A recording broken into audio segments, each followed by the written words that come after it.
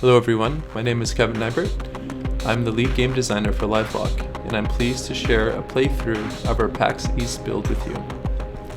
Livelock is a top-down cooperative twin-stick shooter set in the 22nd century, the age of the machine. Nearly a century after the cataclysm, humanity is on the brink of survival. Players take control of a Capital Intellect, a human consciousness uploaded to a large mechanical chassis. As one of the few remaining Capital Intellects, they must battle 3 corrupted machine clusters to break the cycle of infinite war before humanity is forgotten to the annals of history. Players can select from 3 playable characters. Each character has its own unique personality, an arsenal of weapons and special abilities. Players can play as Hex, the trash-talking lone wolf marksman, Vanguard, the philosophical close-quarters brawler, or Catalyst, the rough-around-the-edges support specialist and drone expert.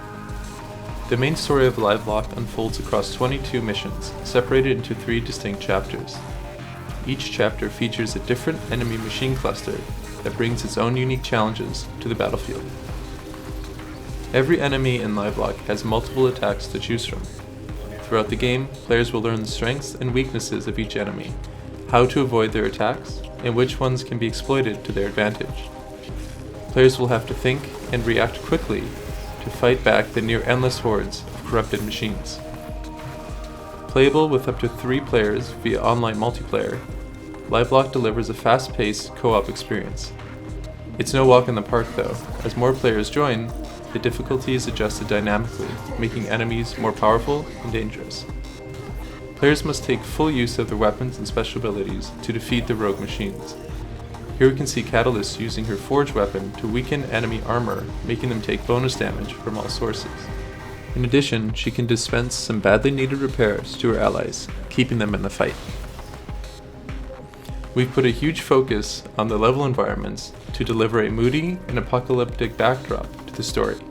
Each level is filled with destructible objects that help players get a feeling for the scale and raw power of their machine.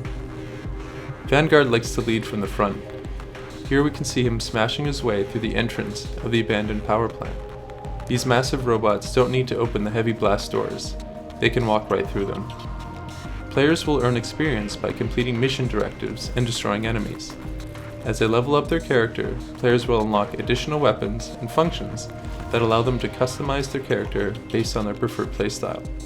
As players explore levels, they will find other damaged machines and supply chests that contain blue carbon nanotubes. These are part of our weapon upgrade system. The carbon nanotubes can be spent to level up their weapon stats, increasing damage, rate of fire, stability, and clip size. Hex is a master of hit-and-run tactics. Here you can see him dropping down some cluster mines that will detonate when triggered by a nearby enemy. With help from Catalyst's turret, the players have this area on lockdown. In the next room, we'll encounter 2 new enemy types, the Pounder and the Forsaken. Pounders will attempt to attack players at close range with their hydraulic-powered fists. At close range, the Pounder is extremely dangerous. If the player moves out of range, the Pounder will use a jump attack to try to close the distance. The jump attack leaves an effect on the ground that will indicate where the Pounder will land. The player will then have an opportunity to avoid taking damage by dodging the attack. If the Pounder connects, it will knock down the player temporarily. Forsaken are armed with a high-powered autocannon that after a short charge-up can deal massive damage in a wide area. Players would be wise to avoid that area while the Forsaken is firing. Let's see how our players do. First, Vanguard uses the Countermeasures ability, which taunts nearby enemies and reduces their damage output. Then deploys Reflection Array, which reflects incoming enemy projectiles. Catalyst then activates her repair drones and uses the Forge to repair her allies. Unfortunately, Catalyst gets separated from the others and takes critical damage from 2 Forsaken at close range. But don't worry, if a few is destroyed, their memory is uploaded and transferred to a fresh machine, which returns to the surface in a 3D printing pod.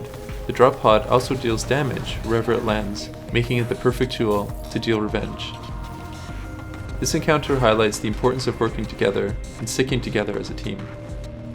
The next area will feature a new enemy type called the Dampener. The Dampener has a huge blade on its arm that deals massive damage at close range. At long range, the dampener will lob vortex bombs that slow down players and deal damage in a small area. These bombs are especially dangerous in tight corridors, like the ones we'll see shortly here in the power plant. A group of players from PAX East aptly named them the Hallways of Death, a term we have come to embrace in the office. Next we will see Hex use his ultimate ability, Orbital Strike. Orbital Strike deals massive damage in a large area, which is perfect for wiping out swarms of small enemies and taking a big chunk out of larger enemies. Also, we will see Hex use his Ultra Velocity ability to quickly dance across the battlefield, looking for a safe firing position. Ultra Velocity is useful both as a gap closer and escape tool if things get too hot. In the final encounter, we will get a glimpse of our upgraded enemy system. Upgraded enemies are larger and more dangerous versions of the normal enemies. They have a colored shield which gives them extra health. Each time an upgraded enemy spawns, it will randomly pull a trait from a pre-generated list. Some of the upgraded enemy traits increase stats such as health, speed, and damage, while other traits grant enhanced utility abilities like Teleporter or Black Hole, which pulls players in towards them. Enemy upgraded traits add significant replayability and keeps players on their toes, as they never know which kind of upgraded enemy they will face next.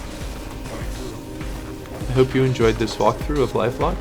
Now sit back, relax, and enjoy the rest of the gameplay. Cheers.